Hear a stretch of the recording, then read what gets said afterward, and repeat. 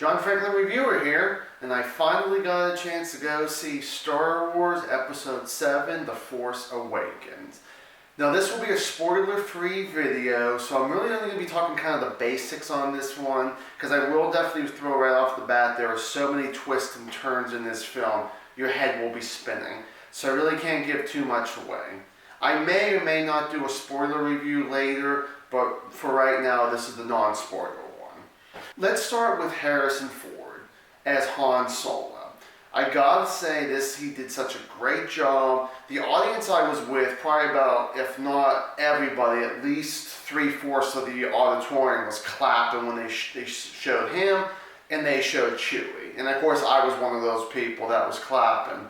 He did such a good job. I didn't see old Harrison Ford. I saw an old Han Solo and left it at that. So much better than he did in Crystal Skulls in Indiana Jones 4. So much better in that. Loved him in this one. Yes, he was the main character and everything came out of his mouth.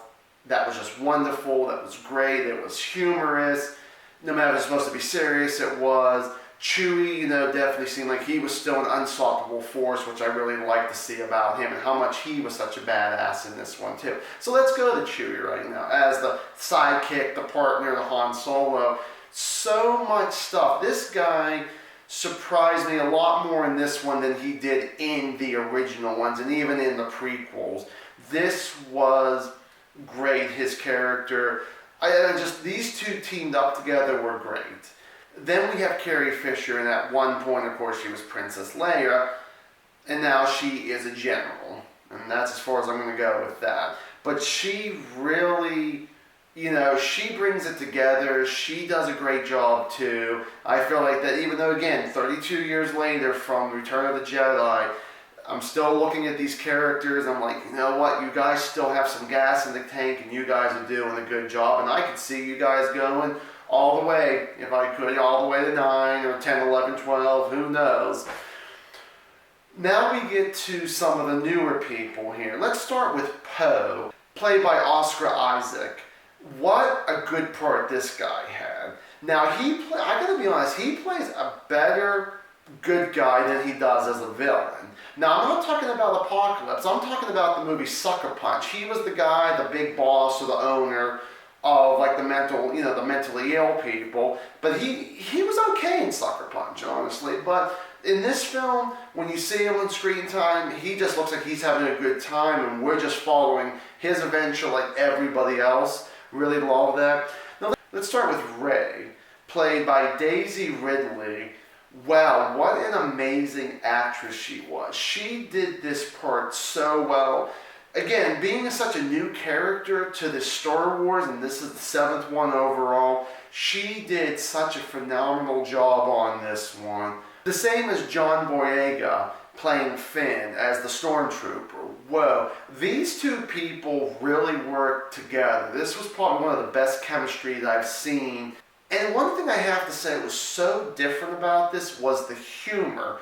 Yeah, there was humor in the original 4, 5, and 6, and there was some in 1, 2, and 3, the prequels, but this one had so much humor in it. I loved it.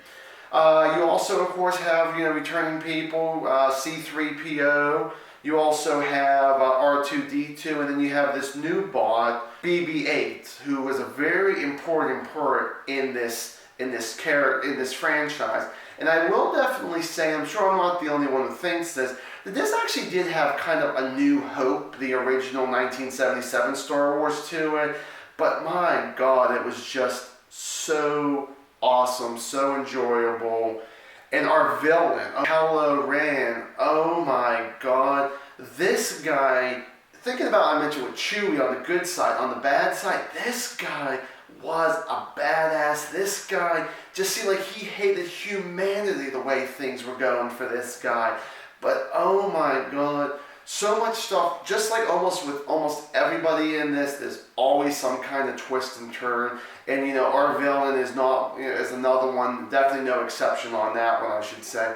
But wow, I mean, it was just a great 2-hour and 16-minute film. Non-stop action, non-stop great dialogue. And yes, it is true you're going to have a lot more questions than answers, But you know what? The way things went in this film, it's a setup for the next two, for episode 8 and for episode 9.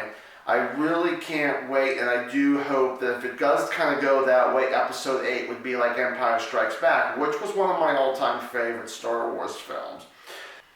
I'd like you guys comment down below if you like. Tell me, what was your favorite Star Wars film? And if you have seen this one, if you want to put them all 7 in order, if you want to even count the anime Star Wars Clone Wars movie that came out, you know, like, I don't know, about 7 or some years ago, you know, if you want to count that one, so that would be 8 Star Wars movies that was on at a theatrical release.